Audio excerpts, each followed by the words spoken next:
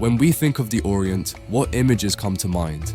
Golden deserts, snake charmers, mysterious women behind silk veils, or perhaps sultans surrounded by luxury and servants. For centuries, these images shaped the Western idea of what was called the Orient.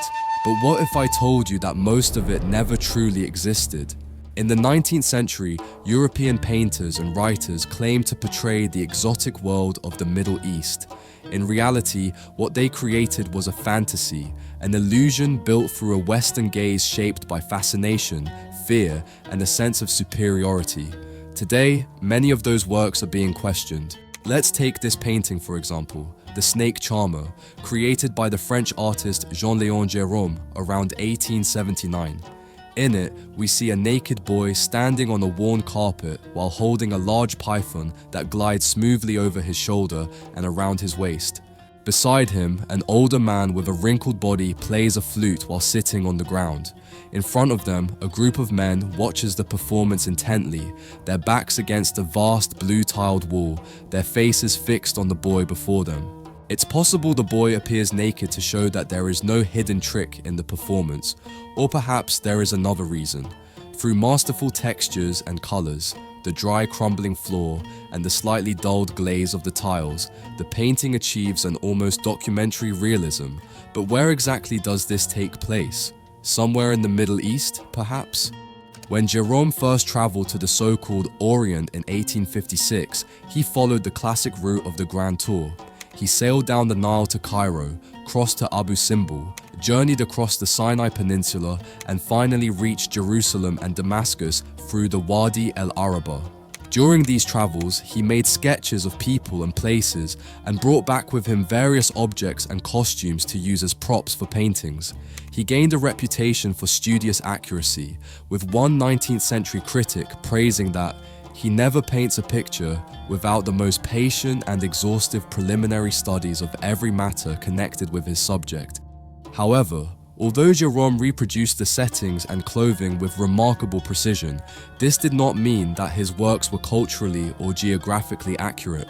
For example, the blue tiles in the background were inspired by the Topkapi Palace in Istanbul. Yet the tradition of snake charming belongs to North Africa, countries like Morocco, Tunisia, or Egypt, and was not part of Ottoman culture, as the painting suggests. Moreover, the row of men watching the scene consists of people from different ethnicities, wearing a mixture of clothes, weapons, and skin tones from various parts of the Middle East and North Africa.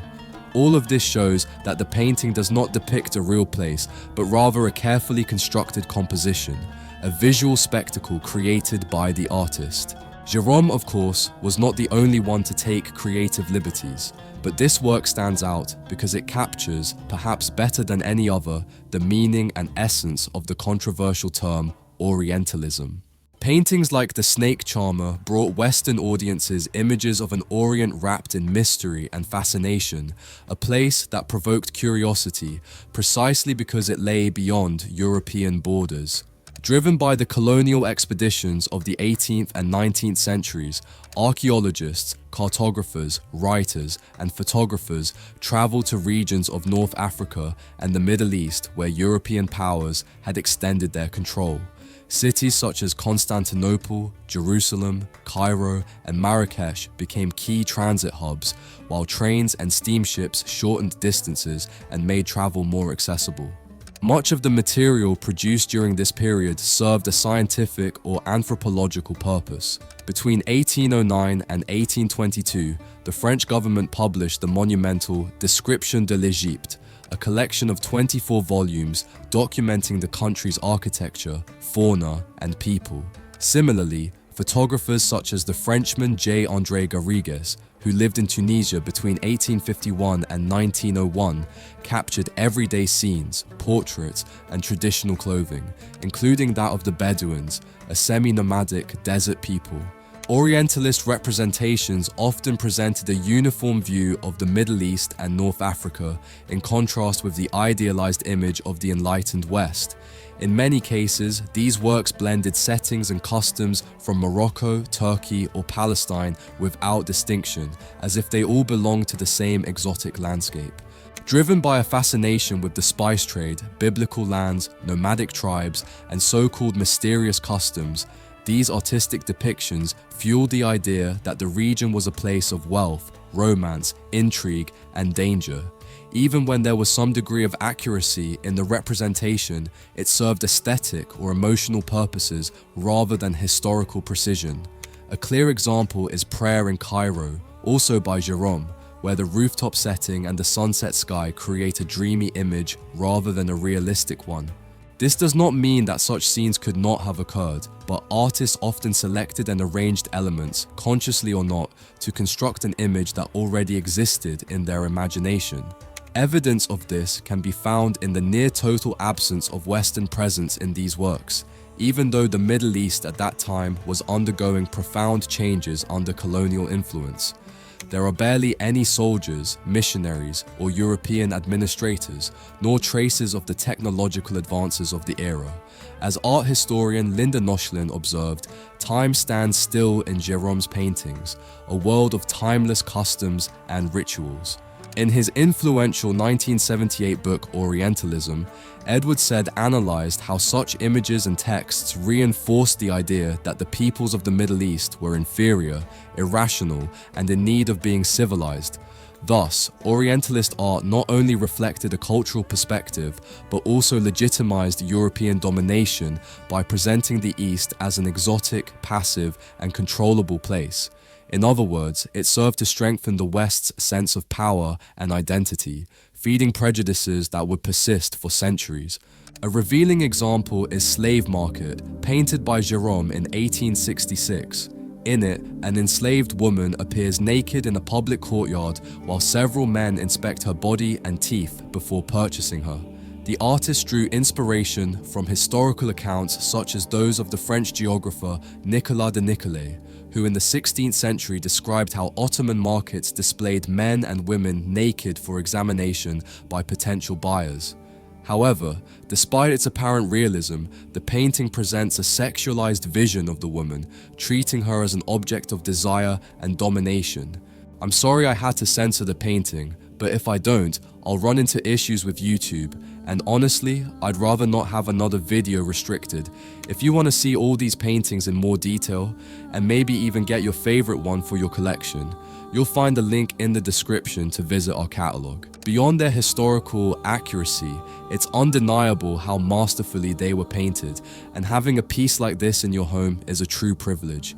Shipping is free worldwide, and as you can see in this video, with our reproductions, you can turn your home into your own personal museum. I'll leave the link in the description. But now, let's continue, because Gérôme was not the only artist who painted the Middle East. In La Grande Odalisque from 1814, Jean-Auguste Dominique Ingres offers a different view of the enslaved woman, in contrast to Gérôme's Slave Market. Here we see an odalisque, a servant in a sultan's harem, reclining on a blue divan. Her pose is provocative. She turns her head to look over her shoulder while showing us her back. The details, the peacock feather fan, the glossy silk curtains, and her almost impossibly smooth skin create a sense of eroticism, of forbidden desire that is nonetheless offered to the viewer. Curiously, Ingres never traveled to Turkey or any other Eastern country. His vision of the Orient was born from imagination and from the idealized images circulating in Europe through Orientalist art and literature. Decades later, John Singer Sargent would revive that fascination in Smoke of Ambergris, painted in 1880. In this work, a woman inhales the smoke of a substance extracted from whales and used as an aphrodisiac perfume. Once again, we are shown an intimate, mysterious, and sensual scene that transforms Eastern customs into pure fantasy. These visions reinforce the idea of a deep divide between East and West. While the East was portrayed as mystical, irrational, and enigmatic, the West presented itself as rational, enlightened, and modern. This dichotomy not only justified European domination over those regions, but also continues to shape the way we perceive them today. And perhaps the most important question is this: when we find these paintings beautiful or captivating, why do we? Reflecting on that helps us understand how Orientalist art not only represented an imagined world, but also influenced the way we continue to see and interpret that other Orient.